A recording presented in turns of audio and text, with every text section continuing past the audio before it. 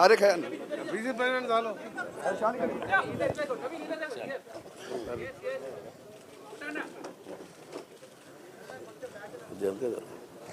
మంత్రులందరి పక్షాన గౌరవ పిసిసి అధ్యక్షులు ముఖ్యమంత్రి గారికి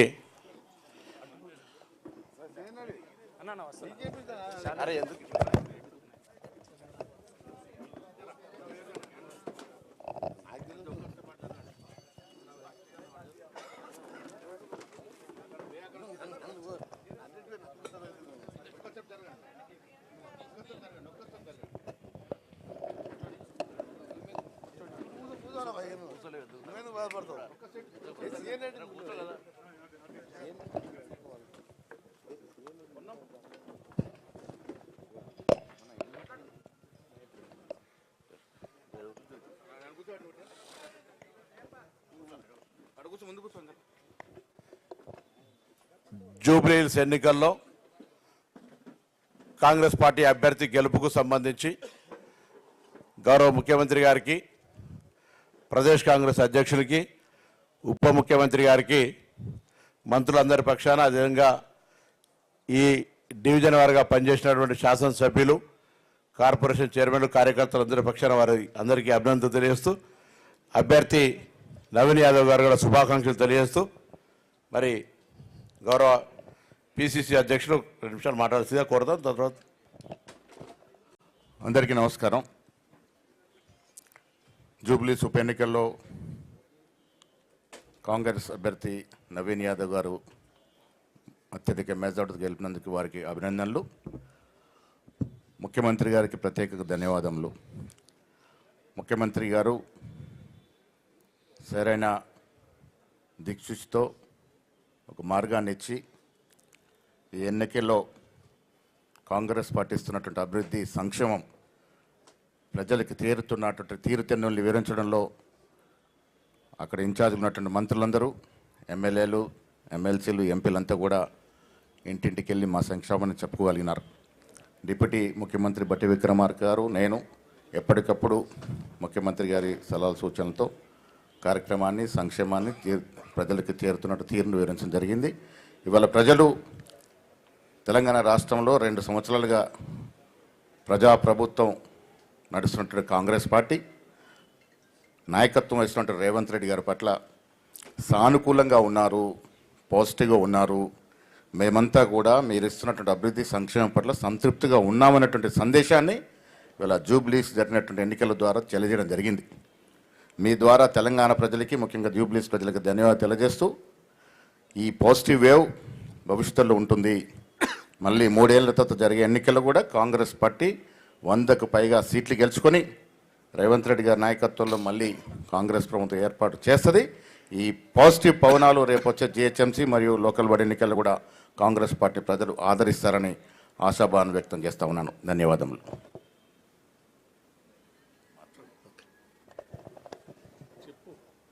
ఇప్పుడు గౌరవనీయులు ముఖ్యమంత్రి రేవంత్ రెడ్డి గారు మీతో మాట్లాడతారు. ఈ పత్రికా సమావేశంలో పాల్గొన్న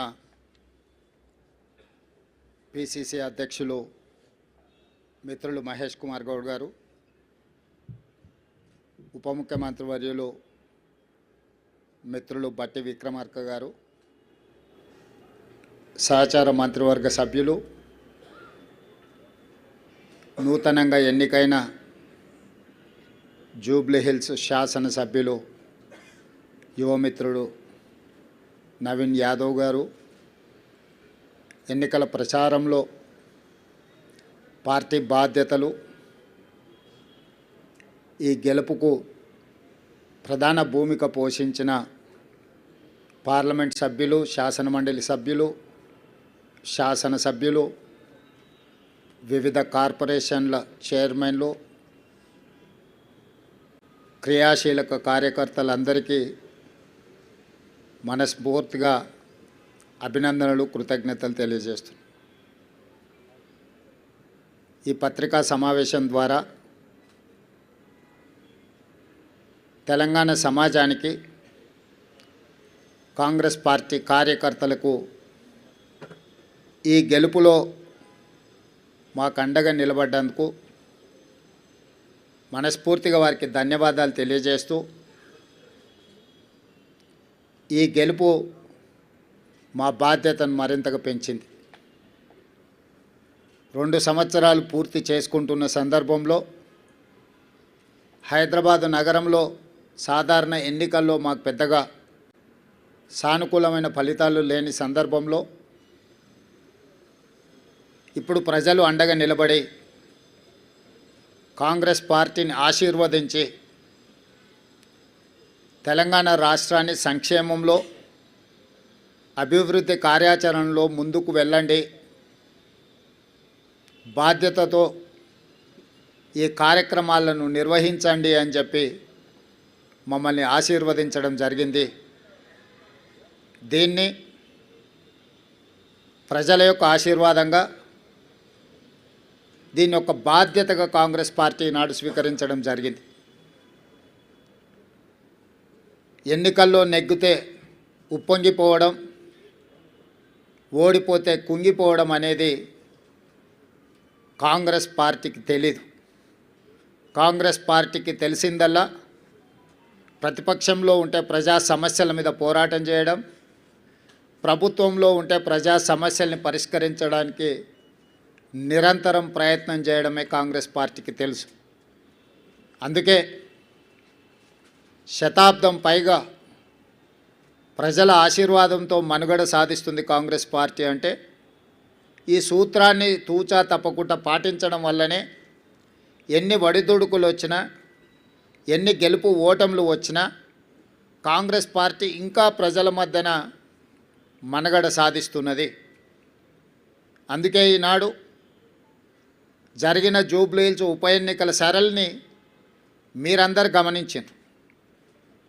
ఇందులో ప్రజలు విలక్షణమైన తీర్పునివ్వడమే కాకుండా పోలైన ఓట్లలో 51% కాంగ్రెస్ పార్టీకి ఓటు వేయడం ద్వారా ఎప్పుడూ లేనంత బలం, ప్రజాబలం ఈనాడు కాంగ్రెస్ పార్టీకి వచ్చింది, కాంగ్రెస్ పార్టీకి చెందింది. ఈ ఎన్నికల్లో దాదాపుగా 51% ఓట్లు కాంగ్రెస్ పార్టీకి, 38% ప్రధాన ప్రతిపక్షమైన బీఆర్ఎస్ పార్టీకి, 8% భారతీయ జనతా పార్టీకి ప్రజలు ఓట్లు వేయడం జరిగింది. దీని ద్వారా ఎవరి పాత్ర ఏంది, గత 2 సంవత్సరాల నుంచి ప్రజలు నిశితంగా గమనించి ఒక నిర్ణయానికి వచ్చి ఈనాడు ప్రజలు ఈ విధమైన తీర్పును ఇవ్వడం జరిగింది. అందుకే ఈనాడు ఈ బాధ్యతను తీసుకొని ముఖ్యంగా తెలంగాణ రాష్ట్ర బడ్జెట్లో 60 నుంచి 65% ఆదాయము ఈ జంట నగరాల నుంచి, ఈ ప్రాంతం నుంచే మన ప్రభుత్వానికి వస్తున్నది.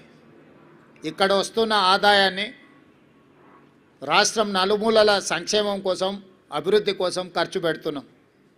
ఈ నగరాన్ని కాపాడుకోవడం, ఈ నగరాన్ని అభివృద్ధి చేసుకోవడం, ఈ నగరంలో నివసిస్తున్న ప్రజలకు మౌలిక వసతులను అభివృద్ధి చేయడం, ఉద్యోగ ఉపాధి అవకాశాలు పెరగడానికి అవసరమైన ప్రణాళికలు రచించడం అనేదాన్ని పూర్తి స్థాయిలో మా ప్రభుత్వం నిర్వహిస్తుంది. నేను ఎన్నికల ముందు చెప్పిన ఈనాడు గెలిచిన సందర్భంగా మీ ద్వారా ప్రధాన ప్రతిపక్ష పార్టీకి, కేంద్రంలో అధికారంలో ఉన్న భారతీయ జనతా పార్టీకి కూడా సూచన చేస్తున్నా. మన పాత్రలను, మన వ్యవహార శైలిని ప్రజలు నిశితంగా పరిశీలించి ఈనాడు ఒక నిర్ణయానికి వచ్చిండ్రు. ఈ నిర్ణయంలో ఎవరి పాత్ర, ఎవరి బాధ్యత ప్రజలు విస్పష్టంగా తీర్పునివ్వడం జరిగింది. ఈ తీర్పును బాధ్యతగా తీసుకొని ఈ నగర అభివృద్ధి కోసం అవసరమైన, ఈ నగరాన్ని మహానగరంగా విస్తరించి ప్రపంచ స్థాయి పెట్టుబడులను ఆకర్షించి వివిధ జిల్లాలు, వివిధ రాష్ట్రాలు, వివిధ దేశాల నుంచి వచ్చే పెట్టుబడులను ఆకర్షించడమే కాకుండా ఉద్యోగ ఉపాధి అవకాశాలకు విస్తరించే విధంగా నగరాన్ని అభివృద్ధి చేయాలనుకుంటున్నాం. అందుకే రీజనల్ రింగ్ రోడ్ కావచ్చు, రేడియల్ రోడ్స్ కావచ్చు, మూసీ నది ప్రక్షాళన కావచ్చు, మెట్రో విస్తరణ కావచ్చు, గోదావరి కృష్ణా నది జలాలు ఈ మహానగరానికి తాగునీటి అవసరాలను తీర్చడానికి అవసరమైన ప్రణాళికలు కావచ్చు, హైదరాబాదు నగరాన్ని పట్టి పీడిస్తున్న ట్రాఫిక్ సమస్య కావచ్చు, ఎలివేటెడ్ కారిడార్లు కావచ్చు, ఫ్లైఓవర్ బ్రిడ్జులు కావచ్చు, అండర్ పాస్లు కావచ్చు, రైల్వే ఓవర్ బ్రిడ్జులు, రైల్వే అండర్ బ్రిడ్జులు కావచ్చు, గల్లీలలో ముఖ్యంగా చెత్త ఒక ప్రధాన సమస్యగా మారింది. సిటీలో చెత్త ఎక్కడ పడితే అక్కడ దర్శనమిస్తున్నాయి. పారిశుద్ధ్య పనులలో సమస్యలను మేము పరిగణలోకి తీసుకుంటున్నాం. అదేవిధంగా చెరువులు, కుంటలు, నాలాల కబ్జాను తొలగించి నగరాన్ని సమస్యల రహిత నగరంగా తీర్చిదిద్దడానికి ఈరోజు ప్రణాళికలు సిద్ధం చేస్తున్నాము. వీటన్నిటికీ సంబంధించి ప్రధాన ప్రతిపక్షము బీఆర్ఎస్ సోషల్ మీడియాను, విష ప్రచారాన్ని, తప్పుడు వార్తలను, పెయిడ్ ఆర్టికల్స్ని, ఫేక్ సర్వేలను, వీటన్నిటి మీద ఆధారపడి ప్రభుత్వాన్ని అవహేళన చేయడము, అవమానించడము, అసహ్యకరమైన భాషలో దూషించడం లాంటి వార్తలను ప్రసారం చేసిండ్రు. వీటన్నిటి నేపథ్యంలో అది హైడ్రా కావచ్చు, ఈగల్ ఫోర్స్ కావచ్చు, ఈ సంస్థలు ప్రజలకు మేలు చేయడానికి మేము తీసుకొచ్చినాం. ఈ నగరం వేగంగా మత్తు, ముఖ్యంగా గంజాయి, డ్రగ్స్ విస్తరిస్తున్న సందర్భంలో వాటిని కఠినంగా అణిచివేయడానికి ఈగల్ ఫోర్స్ను తీసుకొచ్చినాం.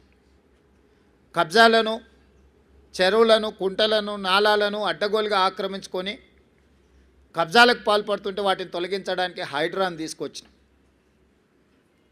జిహెచ్ఎంసీ కావచ్చు, హెచ్ఎండిఏ కావచ్చు, మెట్రో వాటర్ వర్క్స్ కావచ్చు, మెట్రో రైల్ కావచ్చు, ఇలాంటి సంస్థలన్నిటిని కూడా సమన్వయం చేసుకొని ఈ నగరాన్ని ఒక మంచి నగరంగా తీర్చిదిద్దడానికి మేము చేస్తున్న ప్రయత్నాన్ని ప్రధాన ప్రతిపక్షము సహకరించకపోను ప్రతి సందర్భంలో అడ్డు తగిలే ప్రయత్నం చేసింది. మూసీ ప్రక్షాళనకు సంబంధించి మూసీ ప్రాంతంలో నివసిస్తున్న వాళ్ళు ఎవరు అది అద్భుతంగా ఉంది అని అక్కడ ఉండడం లేదు. ఏ వసతి లేక, ఏ అవకాశాలు లేక మురికితో కూడుకున్న మూసీ పక్కన నివసిస్తున్నారు. వాళ్ళకు ఒక మంచి వసతులు ఏర్పాటు చేసి, వాళ్ళకు ఉపాధి కల్పించి, వాళ్ళ జీవన ప్రమాణాలు పెంచి, వాళ్ళ పిల్లలకు ఒక మంచి చదువులు, వాళ్ళకు ఒక మంచి వైద్యాన్ని, వాళ్ళకు ఉపాధిని కల్పించాలని చెప్పి మా ప్రభుత్వం చేస్తున్న ప్రయత్నాలను ప్రతి నిమిషం, ప్రతి క్షణం అడ్డు తగిలి అన్ని రకాలుగా వీటన్నిటిని అడ్డుకునే ప్రయత్నం చేసిండ్రు. అదేవిధంగా కేంద్రం నుంచి తీసుకురావాల్సిన అనుమతులు కానీ, ఇవ్వవలసిన నిధులను రాబట్టుకోవడానికి ముఖ్యంగా కిషన్ రెడ్డి గారు సహాయ నిరాకరణ చేస్తుండ్రు. ఈనాడు ప్రధాన ప్రతిపక్షంలో శాసనసభ్యులు కేటీఆర్ గారు, శాసనసభ్యులు హరీష్ గారు, అదేవిధంగా కేంద్ర ప్రభుత్వంలో కేంద్ర మంత్రిగా ఉన్న కిషన్ రెడ్డి గారు, ముఖ్యంగా ఈ ముగ్గురికి ప్రధానమైన బాధ్యత ఉన్నది. ఒకరు కేంద్ర ప్రభుత్వం నుంచి రావాల్సిన అనుమతులు, తేవలసిన నిధులకు సహకరించాలి. కానీ కిషన్ రెడ్డి గారు పూర్తిగా సహాయ నిరాకరణ చేయడమే కాకుండా వీలైనంత మేరకు కేంద్రంలో అడ్డు తగులుతున్నాడు. మెట్రో విషయంలో కావచ్చు, మూసీ ప్రక్షాళన విషయంలో కావచ్చు, గోదావరి జలాలు నగరానికి తరలించే విషయంలో కావచ్చు, రీజనల్ రింగ్ రోడ్డు విషయంలో కావచ్చు, కిషన్ రెడ్డి గారు పూర్తిగా సహాయ నిరాకరణ చేస్తుండ్రు. దీన్ని ప్రజలు గమనించడం వల్లనే పార్లమెంట్ ఎన్నికల్లో కిషన్ రెడ్డి గారికి 65,000 ఓట్లు ఇదే జూబ్లీ హిల్స్ అసెంబ్లీ నియోజకవర్గం నుంచి ఓట్లు వేయడం జరిగింది. ఈనాడు కిషన్ రెడ్డి అభ్యర్థిగా మారి ఎన్నికల ప్రచారం చేస్తే 17,000 ఓట్లు మాత్రమే వచ్చినాయి. అంటే ఆనాడు కిషన్ రెడ్డికి వచ్చిన ఓట్లలో 25% మాత్రమే వచ్చి ఈరోజు భారతీయ జనతా పార్టీ డిపాజిట్ జప్తు అయిపోయింది. దీన్ని బట్టి కిషన్ రెడ్డి గారు తన వ్యవహార శైలిని మార్చుకోవాల్సిన అవసరం ఉన్నది. ఇది భూకంపం వచ్చే ముందు భూమి కొద్దిగా కదులుతుంది, అంటే అలర్ట్ చేస్తుంది సిస్టమ్ని. ఎప్పుడు కూడా ఒకేసారిగా రెక్టర్ స్కేల్ మీద పెద్ద ఎత్తున భూకంపం రాదు, ముందు మనల్ని అలర్ట్ చేస్తుంది సిస్టమ్. అలర్ట్ చేసినా మనం తేరుకోకపోతే ఆ ప్రకంపనలు భూకంపంగా మారి అందులో కలిసిపోవడమే కాదు కాలగర్భంలో కలిసిపోతాం.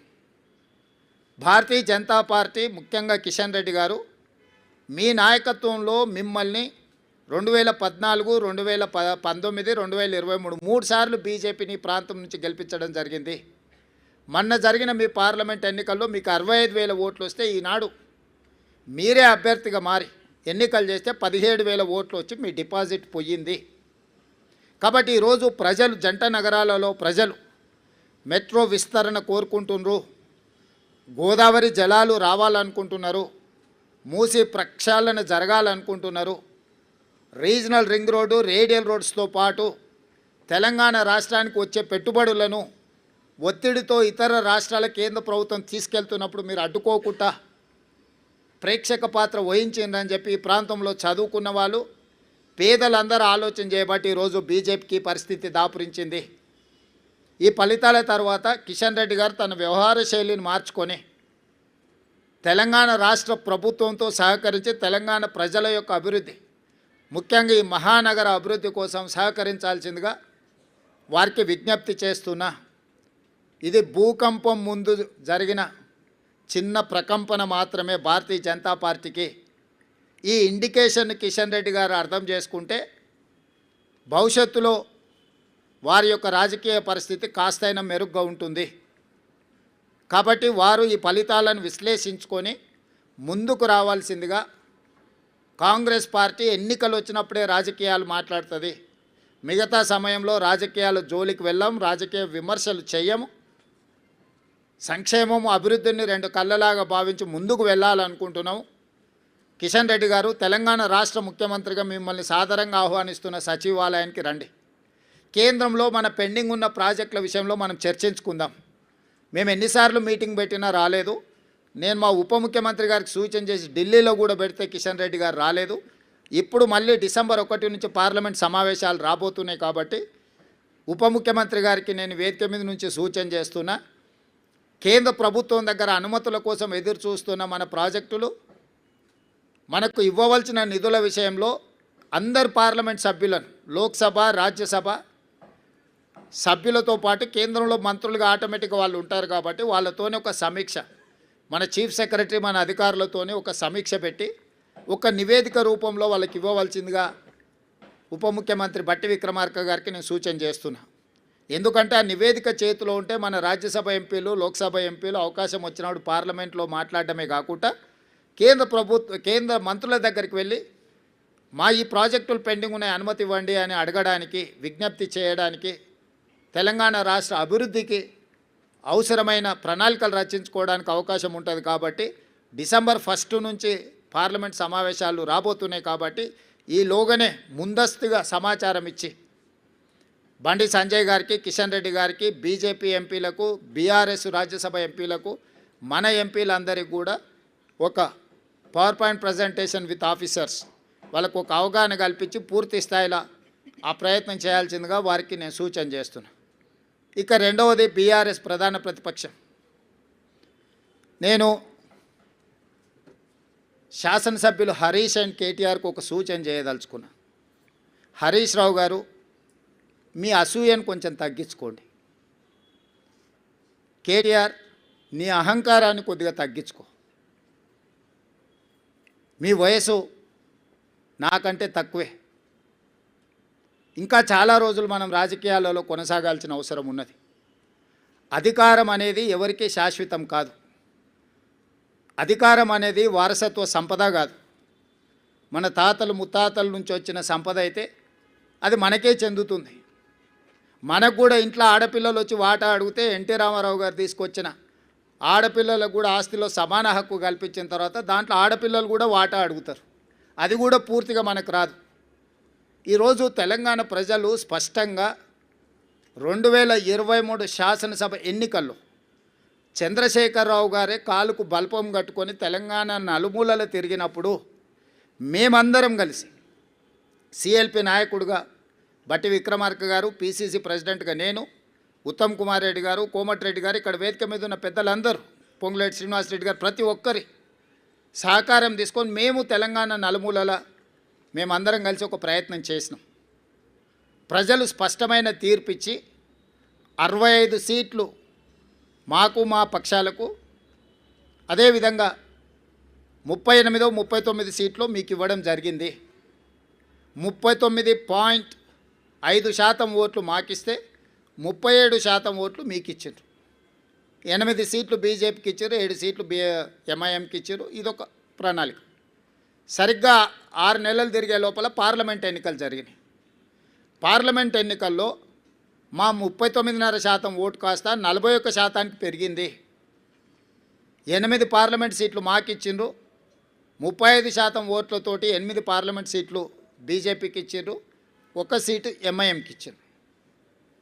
అంటే అసెంబ్లీ నుంచి పార్లమెంటు ఎన్నికలు వచ్చినప్పుడు మాకు ఆ రోజు 65 అసెంబ్లీ సీట్లలో మెజారిటీ ఇచ్చారు. 8 పార్లమెంట్లు గెలిచిన స్పష్టంగా 65 అసెంబ్లీ సీట్లలో కాంగ్రెస్ పార్టీకి అబ్సల్యూట్ మెజారిటీ వచ్చింది. అంతకుముందు మా సింబల్ మీద గెలిచింది 64, అలయన్స్తో గెలిచింది 1 సీటు. కానీ మా సింబల్ మీదనే 119 అసెంబ్లీలలోనే మెజారిటీ లెక్కేస్తే 65 సీట్లలో అబ్సల్యూట్ మెజారిటీ పార్లమెంట్ ఎన్నికల్లో కాంగ్రెస్ పార్టీకి ఇచ్చిండ్రు. రెండవ లిట్మస్ టెస్టు 6 నెలల్లోనే తెలంగాణ రాష్ట్ర స్థాయిలో ఎన్నికలు జరిగి 1.5% ఓట్లు పెరగడమే కాకుండా 1 సీటు కూడా పెరిగింది. ఈరోజు ఈ ఎన్నికల్లో ఈనాడు కాంగ్రెస్ పార్టీకి 51% ఓట్లు పోలైన దాంట్లో 51% ఓట్లు, మోర్ దాన్ 50% ప్రజలు కాంగ్రెస్ పక్షాన నిలబడ్డరు. ఈరోజు బీఆర్ఎస్కు 38%, బీజేపీకి 8% ఇచ్చి బీఆర్ఎస్ బీజేపీ కలిసిన అంతకంటే అధిక శాతం ఓట్లు ఇచ్చి కాంగ్రెస్ పార్టీకి ప్రజలు అండగా నిలబడి మా ప్రభుత్వాన్ని ఆశీర్వదించి 51% ఓట్లతోని ఈరోజు జూబ్లీహిల్స్ ఉప ఎన్నికల్లో కాంగ్రెస్ అభ్యర్థి నవీన్ యాదవ్ గెలవడం జరిగింది. దీన్ని అర్థం చేసుకున్నాకైనా ప్రభుత్వం చేపడుతున్న అభివృద్ధి కార్యక్రమాలు, సంక్షేమ కార్యక్రమాలు కొనసాగుతున్నాయి. కొనసాగడానికి ఇంకా కొంత సమయం పడుతుంది, అమలు చేయడానికి సమయం పడుతుంది. ఆర్థిక పరిస్థితి ఏ విధంగా ఉందో వివరించడం, వీటన్నిటిని కూడా తీసుకొని ముందుకు వెళ్తున్నామని ప్రజలు ఒక అభిప్రాయానికి వచ్చి మాకు అవకాశం ఇస్తూ వస్తున్నారు. కాబట్టి ఇప్పుడు ప్రతిపక్షము కొంత సంవయనం పాటించాలి. అందుకే నేను హరీష్ రావు గారికి అసూయ తగ్గించుకోమని సూచన చేస్తున్నా. వారు శాసనసభలో ఆ కుర్చీలో కూర్చొని ఇటువైపు చూసే చూపులు చూస్తే నిజంగానే ఆ చూపులగిన శక్తి ఉంటే ఇక్కడ పక్కన మొత్తం మాడి మసైపోయి బూడిదైపోయి భూమిలో కలిసిపోయేటట్లాంటి ఇట్లా ఏమంటారు మొహమంతా పెంజరించుకొని ఇట్లా అంటే ఇట్లా రక్తమంతా మొహంలోకి తెచ్చుకొని కందిపోయినట్టు మొహం పెట్టుకొని ఇటు చూస్తుంటాడు. అది ప్రజలు గమనిస్తున్నారు.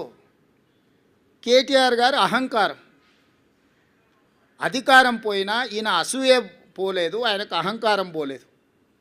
వీళ్ళిద్దరి నాయకత్వాన్ని ప్రజలు ఆమోదిస్తారని వీళ్ళు ఎట్లా భావిస్తున్నారో నాకు అర్థం కాలే. కాబట్టి నా సూచన, ఒక 2 సంవత్సరాలు ఓపిక పట్టండి. ఇంకా 3 ఏళ్ళు ఉంది జనరల్ ఎలక్షన్కి. చివరి సంవత్సరంలో రాజకీయాలు చేద్దాం. 2 సంవత్సరాలు సహకరించండి.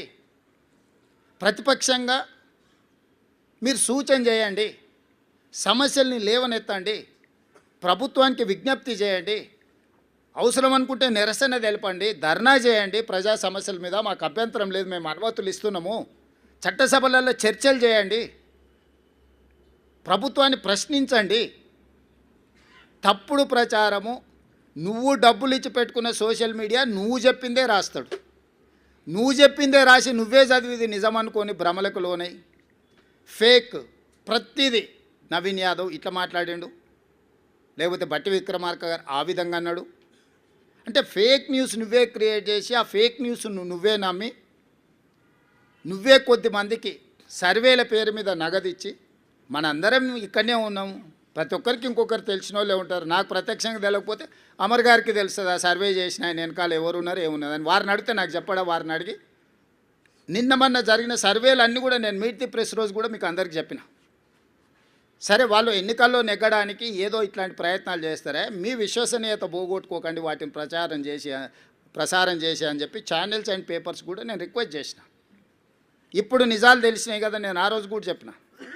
నేను ఈరోజు ప్రత్యేకంగా ప్రెస్ మీట్ పెట్టడానికి మీకోసమే, మీట్ ది ప్రెస్ రోజు నేను చెప్పిన బీఆర్ఎస్ ఓడుతుంది, బీజేపీ డిపాజిట్ జప్త్ అవుతుందని ఆ రోజు చెప్పిన. మీరు అడిగితే అవునా, ఎగ్జాక్ట్గా అదే జరిగింది కదా. కానీ ఈ లోపల సరే సర్వే వల్ల నేను తప్పుపట్టను, వాళ్ళ జీవనాధారం ఇది వచ్చినప్పుడే వాళ్ళకు ఉపాధి, మళ్ళీ నెక్స్ట్ ఎన్నికలు వచ్చేటప్పటి వరకు వాళ్ళు వాళ్ళ లైఫ్లో వాళ్ళ కంఫర్ట్స్తో ఉండాలంటే ఏదో ఒకటి. కానీ మీ క్రెడిబిలిటీ పోయిన తర్వాత మీ సంస్థనే మిగలదు. పెయిడ్ ఆర్టికల్స్ కోసము, పెయిడ్ న్యూస్ టెలికాస్ట్ కోసము సంస్థలు కూడా వ్యాపార దృక్పథంతో ఇట్లాంటి తప్పుడు ప్రచారాలు చేస్తే ఆ తప్పుడు ప్రచారాలు కొద్ది రోజుల్లో తేటతెల్లమైనప్పుడు వచ్చే సమస్యలను కూడా మీడియా సంస్థలు దృష్టిలో పెట్టుకోవాలి.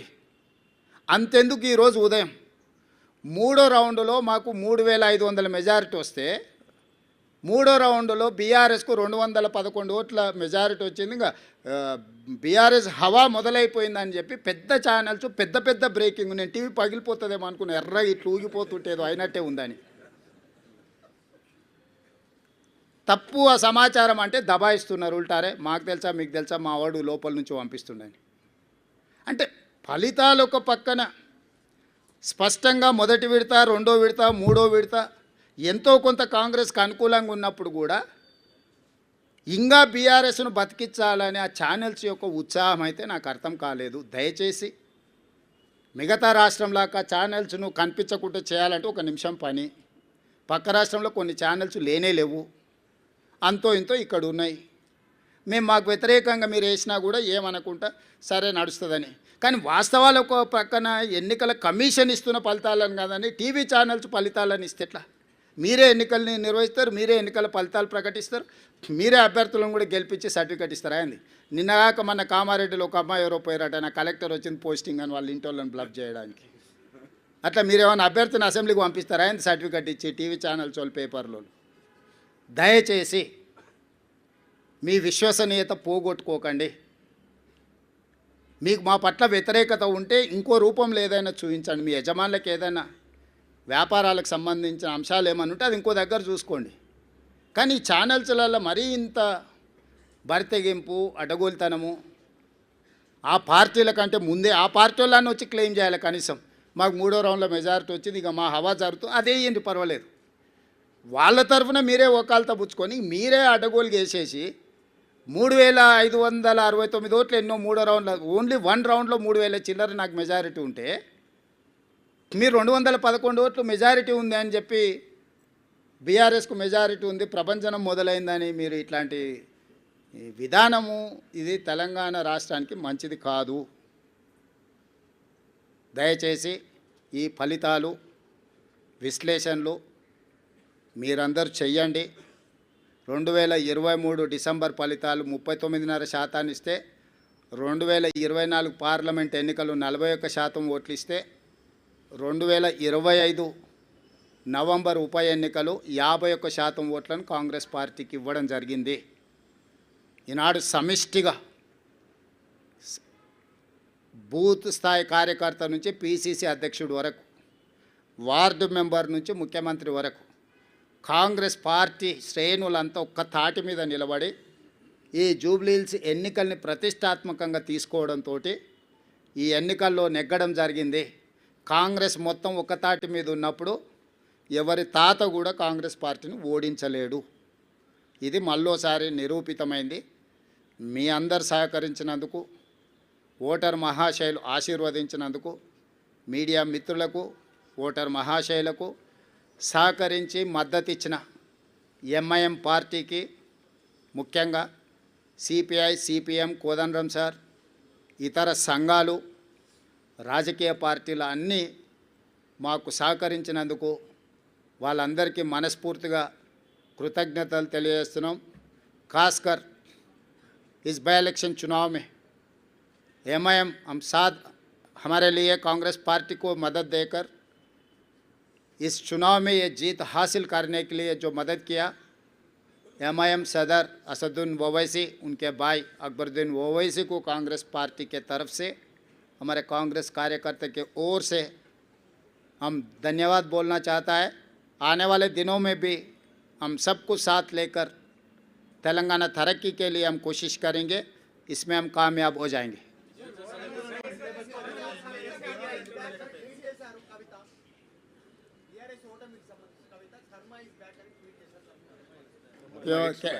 అంటే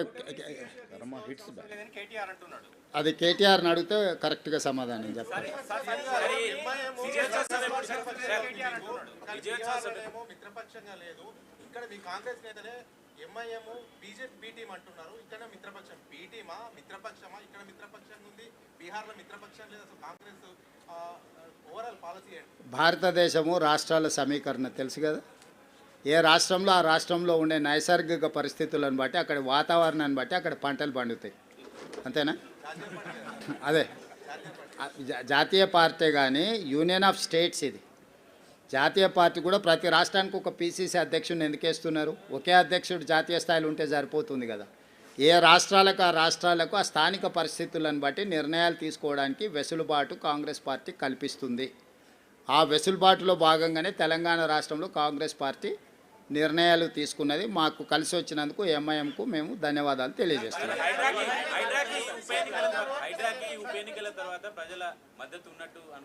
చారి గారు ఒక్కదాని కాదు, మొత్తం కాంగ్రెస్ ప్రభుత్వానికే ప్రజలు మద్దతుగా నిలబడ్డారు. మా పరిపాలనలో తీసుకునే నిర్ణయాలన్నిటిని కూడా మేము ప్రజలకు అనుకూలంగా సమీక్షించుకొని ముందుకు వెళ్ళడం జరుగుతుంది. అమర్ గారు, అమర్, ఇంకా నేను ఆ రిజల్ట్స్ మీద పూర్తిగా సమీక్ష చేయలేదు. జాతీయ స్థాయి రాజకీయాల మీద ఇంకా దృష్టి పెట్టలేదు. ఇప్పటివరకు తెలంగాణ ఉప ఎన్నికల మీదనే ఉన్నాను. వాటిని విశ్లేషించిన తర్వాత తప్పకుండా నేను స్పందిస్తాను.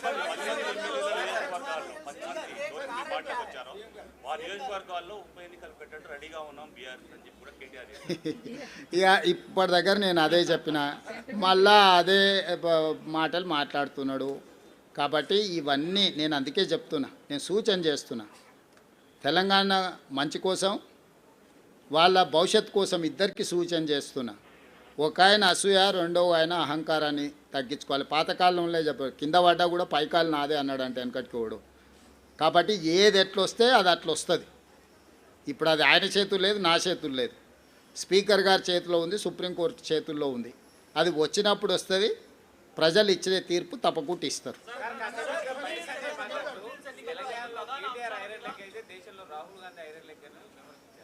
అదే మొత్తం అన్నీ పరిశీలించి మొత్తం కలిపి వడ్డిస్తా.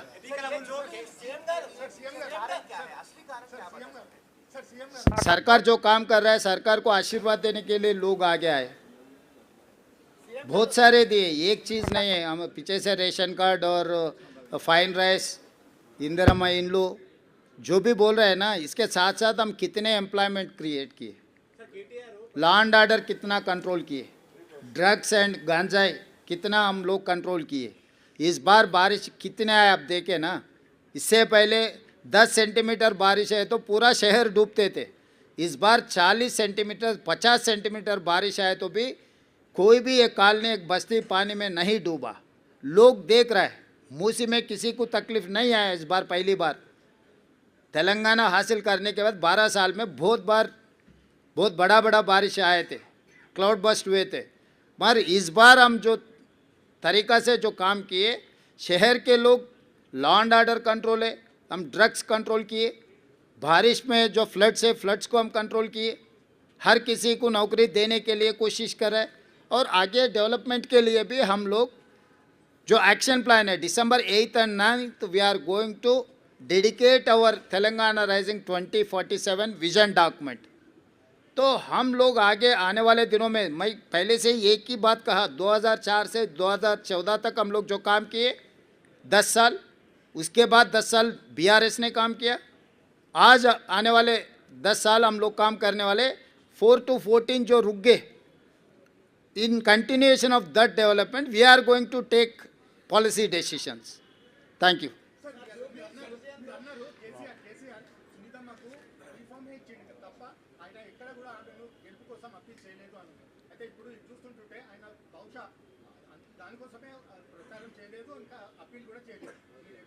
అంటే నేనేమన్నాను, ముందు నుంచి పాపం కేసీఆర్ గారిని తప్పించి ఆ కుర్చీని గుంజుకోవాలని హరీష్ కేటీఆర్ పోటీ పడుతున్నారు.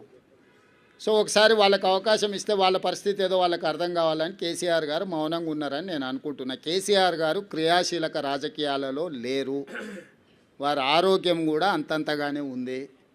క్రియాశీలక రాజకీయాలలో లేకుండా ఆరోగ్యం అంతంతగా ఉన్న ఒక నాయకుడిని విమర్శించడం భావ్యం కాదని నేను భావిస్తున్నా. కేసీఆర్ గారు క్రియాశీలక రాజకీయాలకు వచ్చినప్పుడు తప్పకుండా వారి పట్ల నేను స్పందిస్తాను. నా సూచన ఒక్కటే మీకు, ఇక డెవలప్మెంట్ మీద ఫోకస్ పెడదాము. రాబోయే 2 సంవత్సరాలు ఫోకస్డ్గా మన రాష్ట్రాన్ని అభివృద్ధి చేసుకుందాము. సంక్షేమ